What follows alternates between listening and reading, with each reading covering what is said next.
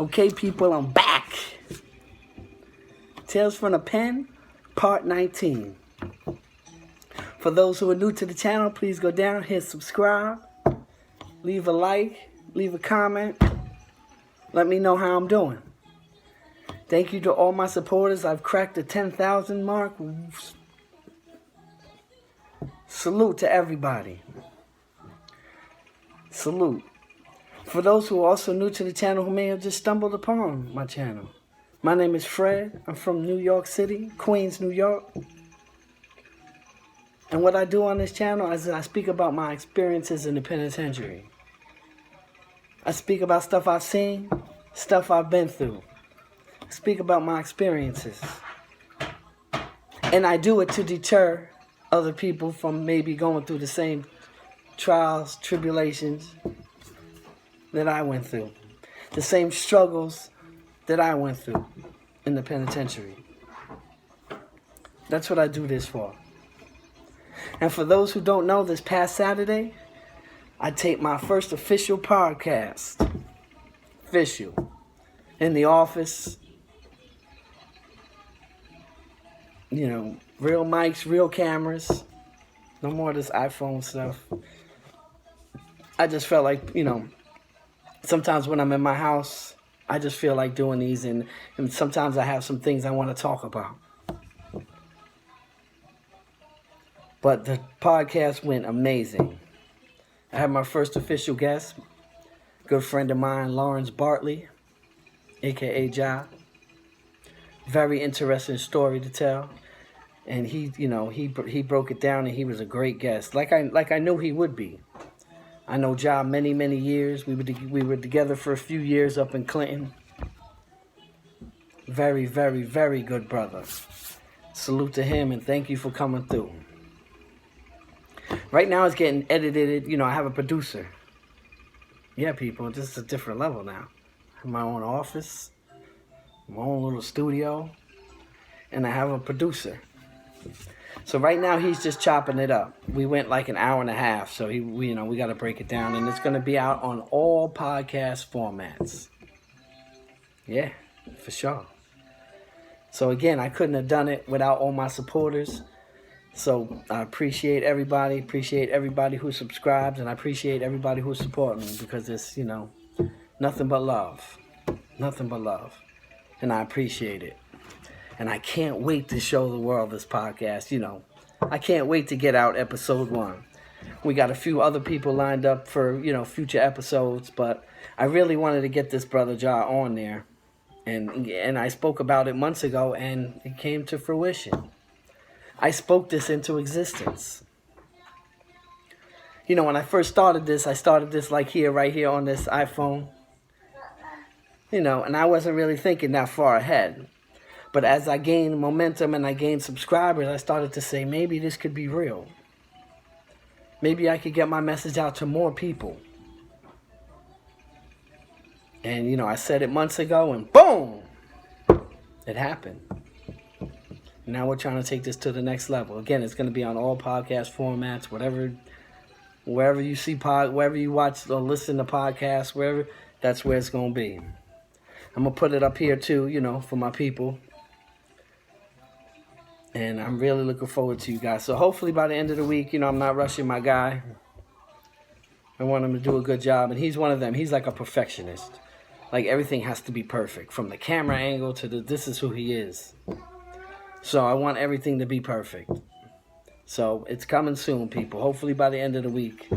He told me the most a week. So we'll see. Again, I'm not going to rush him. Salute to Dirt.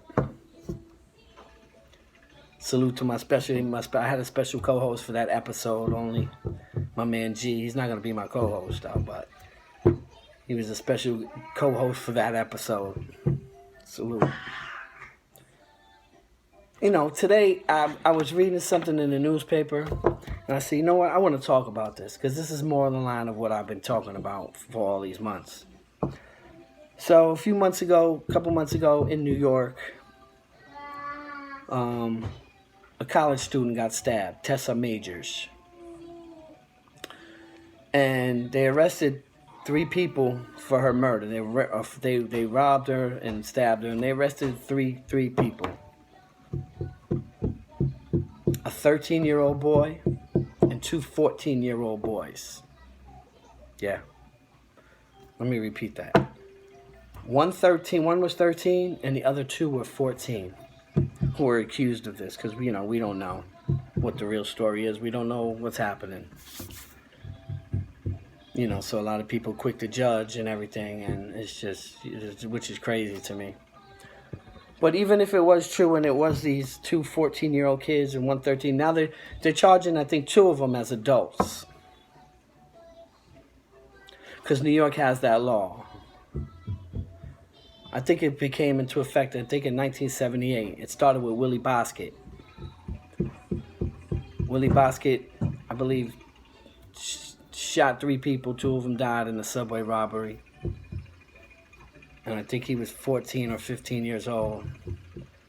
And he's pretty much been in jail. He's been in jail since then. He's been in jail. He's only been out of jail since he's 9 years old, only for 2 years. He's still in there. Willie Bosket was such a problem in the state that he had his own cell. Like how Hannibal Lecter, you guys ever seen Silence of the Lambs? That's how Willie Bosket, he was the first one. No human contact, ever. He's behind a certain special glass, special cell. No human contact. He was like the first one. But this law came in effect back in the 70s, and they're pretty much still in effect now. In 2017, they changed their laws. Like if you're 16, 17, and you get charged with like misdemeanor crimes, they're going to put you in family court. But if you do a serious crime, you're getting charged as an adult. And you can be charged as an adult from the age of 13 on. But I ask everyone here, are really 13 and 14-year-olds, are they adults? There were so many different tragedies in this crime. So many. I think the girl was like 19. She was either 19 or 21, somewhere in that area, college student. She lost her life. She was stabbed. And now these little boys, because they're boys, they're not adults, have lost their lives too.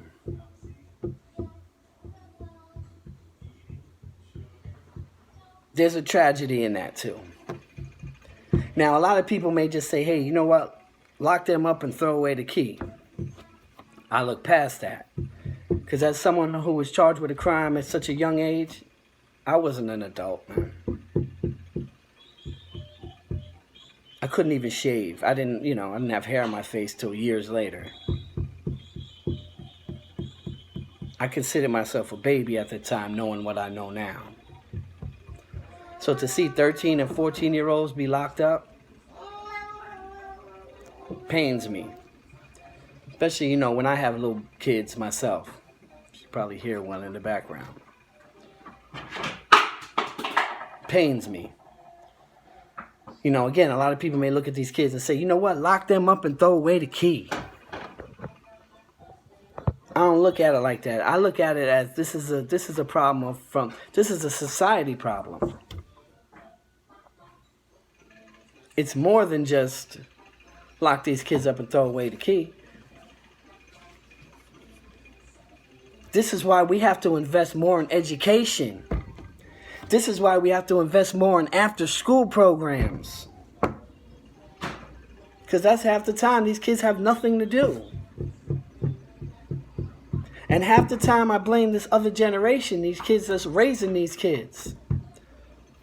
They said none of these kids' fathers was really around. I think 1 or 2 of them being raised by their grandmothers. There's the problem. Because they felt love, they felt they had to go get love and attention from somewhere else. From the streets. From people hanging in the streets. From the older crew. There's the problem. The problem is when you have 40 kids in a classroom and 1 teacher. That's the problem. These kids get lost in the system, man. And this is why I do what I do, man. This is why we need people like me out here. These kids are 14 years old, and one was 13. Their lives are ruined. They're in the streets robbing. They said that one or two of them, had other cases that they were looking at them for robberies. How did these kids get in the streets so young? How are these kids in the middle of the night, 10, 14 years old, 13, hanging out in the middle of the night, 12, 1 o'clock in the morning? Somewhere as a society, we messed up.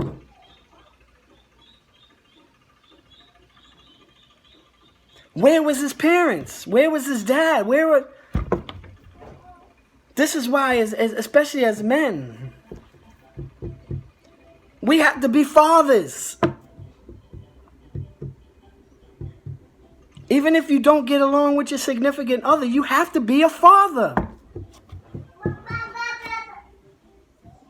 Because your kids are going to follow other people. And it may not be good. You can't tell me that these kids 13 years old, 14 years old, knew what they were doing, man. They didn't understand the consequences of their actions. And it disturbs the hell out of me. Everyone's ready to, hang these kids. And I get it, I don't know the girl, so I get the other side too. But where do we go wrong in society, man?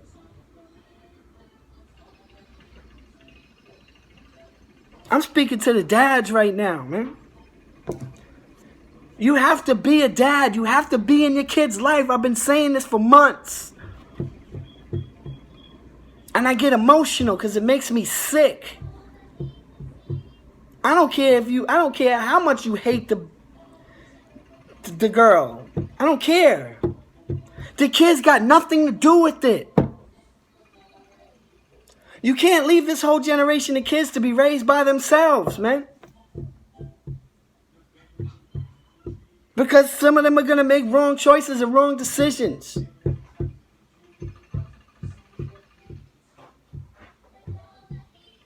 It just disturbs me. And I used to see it, even when I was when I went in. Because as I went in, C-74 was ages from 16 to 18. There was some adults here and there sprinkled in on the other side. But adolescents stay with adolescents. And you know what? Of all my years in the penitentiary, the adolescents were the wildest place I've ever been, C-74. Along with Kaksaki, upstate, because when you go upstate, Kaksaki was the same way. It was more of an adolescent jail. Those were the wildest jails. All the other jails were wild too. I'm not saying that, but I'm saying about wilder. Gladiator School, Kaksaki. Gladiator School, Rikers Island, C-74. Facts. He agrees with me.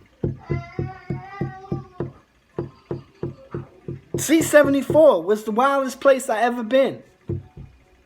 Because it was all 16, 17, 18-year-olds who were facing, 50 years and didn't care.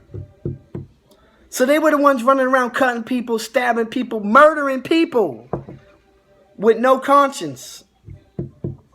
Didn't care about the consequences.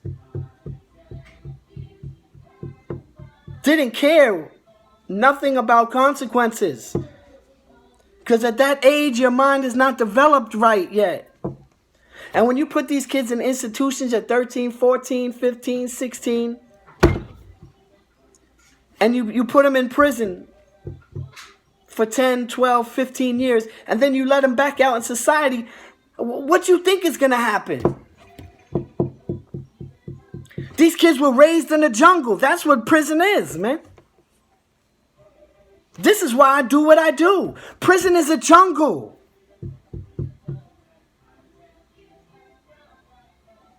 And you got to navigate your way through.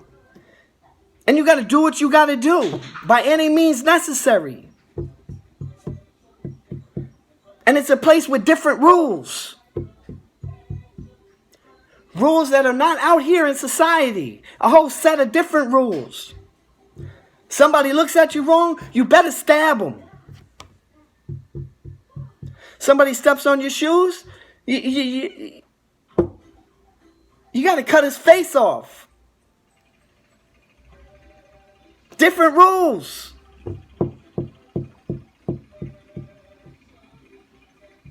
And this is why I do what I do. We need more positive people out here. We need more positive role models, man. All I keep thinking about is these kids, 13, 14, and their lives are over. I knew plenty of dudes.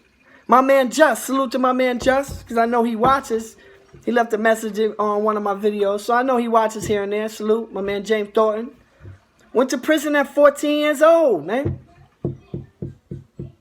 For a homicide.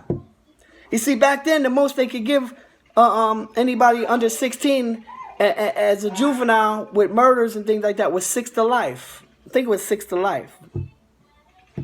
Might have been 9 to life. I think it was 6 to life. With the key being life. You know, he got caught up in some stuff when he was younger, running the streets with old people. Caught a homicide, 14 years old. They gave him 6 to life.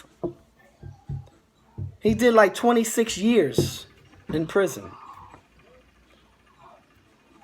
He did like 26 years, 27 years, something like that. Hopefully he sees this and writes on the bottom and just lets me know exactly how many years he did. 26 years. Was locked up at 14 years old.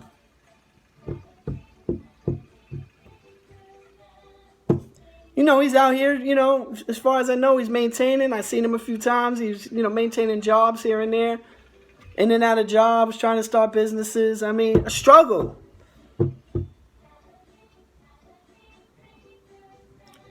Because instead of going to proms, he was going to boxes for cutting people. He was learning a whole different set of morals and standards. At 14, 15, 16, 17 years old. I believe when he turned 21, that's when they kicked him out the youth facilities, or 19, 21, and they sent him to the state. I believe he was 21, and then they kick you out of the youth facility, because they keep you in youth facilities.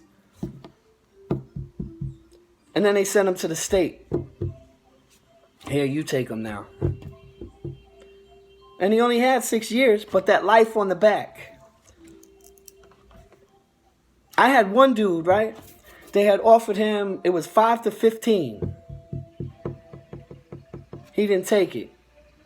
Then they offered something like 3 to life. And he took that. Because the 3 sounded closer than the 5, obvious. And I told him, man, you playing with fire right there. You're playing with fire right now. At least on a 5 to 15, you do 2/3. You know in 10 years, you're coming home. A 3 to life, it's life in the back. It's different in New York than other states. When you get the life and maybe life means 20 years. No, life in New York means life. It means till you die. If they choose to do that. He took the 3 to life. I told him not to. I told him not to. After 16 years, he was still there.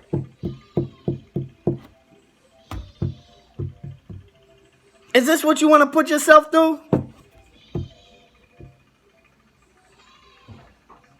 It's crazy. My boy Jimbo, same things. My boy Jimbo from Queens Village. He lived down in Florida now. Same thing, 14 years old. Hanging out with old adults, and he was in a program with me where we spoke to kids. And he used to tell a story, and he used to call the older person the puppet master. Because he controlled some of the young kids in the neighborhood. He was an older dude, and these young kids looked up to him. Because they had no other positive role models. They had nobody else to show them, yo, man, this is not the right way to go. Do this. Stay your ass in school. No one told him this. So he was running around with the older crew, The dude told him, yo, to go do something. Put the gun in his hand. He went and shot the kid. 14 years old, man. Jimbo did like 20 years. 6 to life. 20 years he did. Good dude, too. See, I know a lot of people don't understand that when I say stuff like that. Well, he killed somebody. How could he be? Man, good people. There's good people in prison, man, who've made dumb decisions, dumb choices. Jimbo was a good, that's my boy. Just made bad decision when he was 14. Are we going to hold that against him for the rest of his life? I'm not. Society will. When he tries to get jobs and things like that, society will. So this struck home because I know plenty of dudes who were young when they went to jail. I told you guys on another episode about the 15-year-old kid. Was just outside the store. His cousin went in to rob the store. He had really nothing to do with it. He didn't want no part of it. His cousin told him, just come hang out, stand outside the store. Okay, and he went with him because it's peer pressure. Cousin went into the store to rob the store. The store owner killed him. Bang, had his own gun, shot him. And they charged the cousin that was outside at 15 who wanted nothing to do with it. They charged him with his cousin's murder. Because it's called felony murder. During the course of a robbery, murder happens. It's called felony murder. I know, I went to trial on felony murder. I beat felony murder charges and blew the manslaughter. Thank God. Because if I would have blown to the felony murder, I'd still be in prison. I would have had 25 to life, mandatory. Again, that life. So I beat felony murder charges. So I know all about the felony murder charges. What it entails. That 15-year-old kid, I seen him later. When he turned 21, he came to adults. They turned him out. Told you, started wearing lipstick and all of that. He ended up catching AIDS. Because the adult dudes turned him out. Because that's what happens when you go to prison young, 16, 17, and you go upstate, and you're in adult jails, and you're 17 years old, with adults who've been there 25, 26 years. They're different. Their game is different. They take you under the wing. Hey, man, let me show you the ropes. Show you how everything is. And you think these dudes are your friends. They're not. They're just using you. When you go to the store, hey, buy me this. I'm going to give you a list. And you can't tell them no because it's your friend, right? Here, buy me $10, $15, $20 worth of stuff every time you go to commissary. And you think, yeah, I'm helping my boy. You're just being extorted. Older prisoners take advantage of the younger prisoners. That's a fact. That's what they do. Because you don't know the game. It's a different game upstate.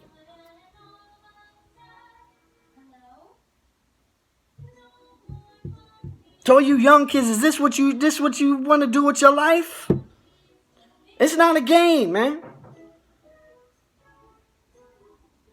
And there's some people, like my boy, they used to, like my boy Jim, the older dude told him, yo, when you can't really go to jail until you're 16. So if you do this and get in trouble, you won't get in trouble.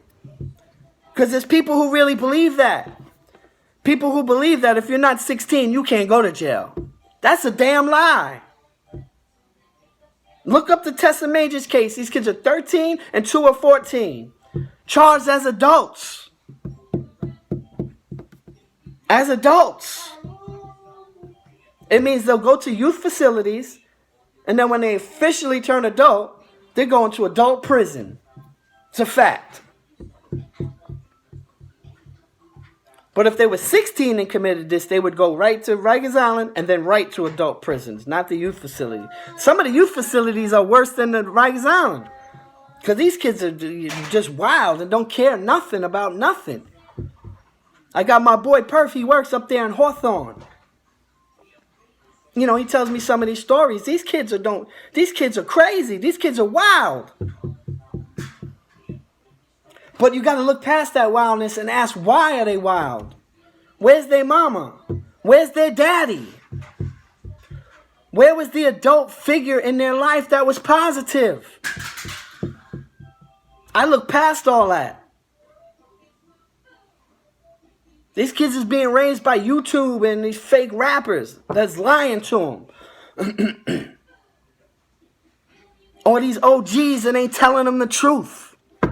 It makes me sick.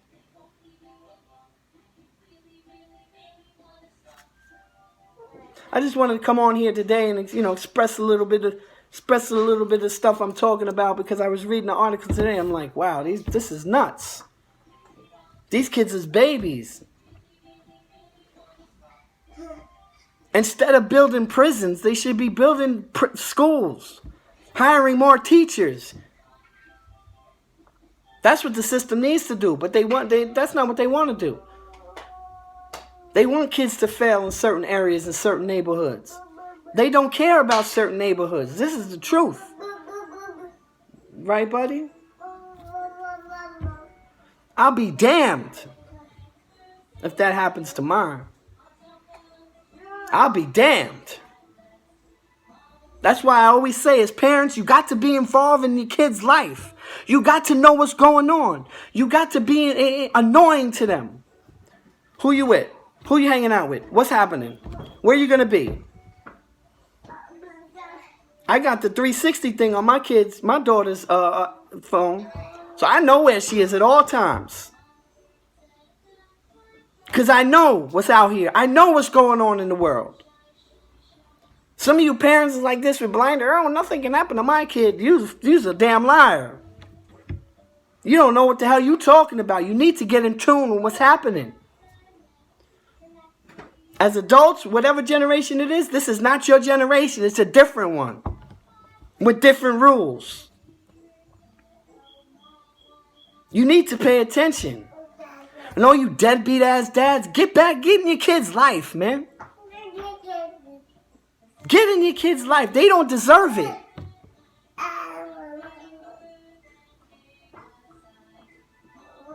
Kids want parents. They want dads. They want moms, man. It's human nature. And when you take that human nature from them, you strip them, what do they have? They have their homies. They have the streets that's going to show them love. The streets is their family.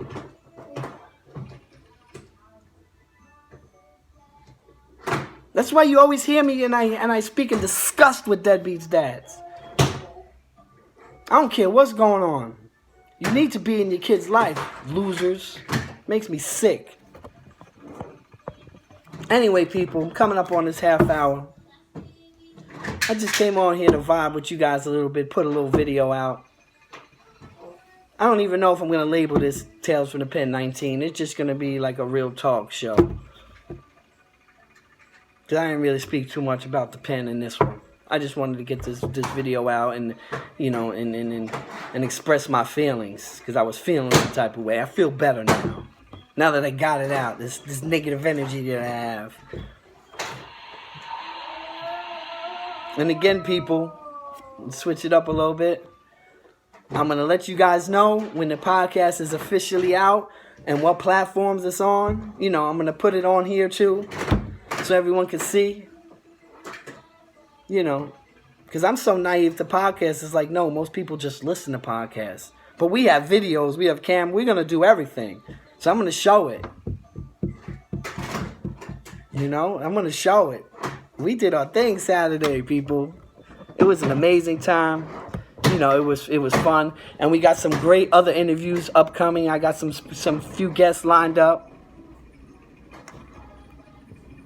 And, it's 2020 is going to be great.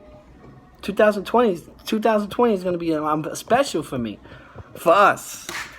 Because without you guys, I'm nothing. Without my subscribers, without people who watch this, I'm nothing. That's a fact. So 2020 is not just going to be a good year for me. It's going to be a good year for us, man. And my supporters. And I appreciate all the love. You know the motto, people.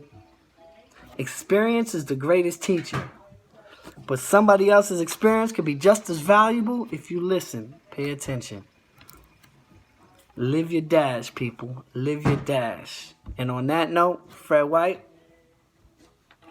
signing off.